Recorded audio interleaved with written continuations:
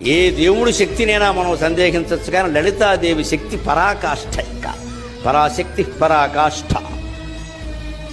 ఆవిడ అత్యంత శక్తివంతుడు. రాముడు అంత అందమైన వాడు ఎందుకేంటంటే లలితాదేవి రూపం. శ్రీకృష్ణుడు అంత ఘనకార్యాలు ఎందుకు చేయగలిగాడంటే శ్యామలాదేవి అంశ.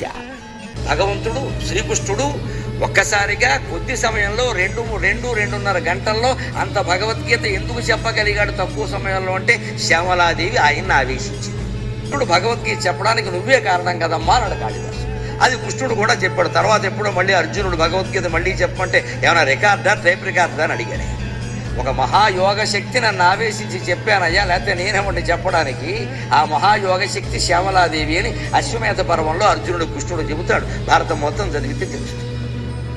మహాయోగ శక్తులు ఆ శ్యామల కృష్ణుడి యొక్క అంశకి మూలం. ఆ లలితాదేవి రాముని యొక్క అవతారం.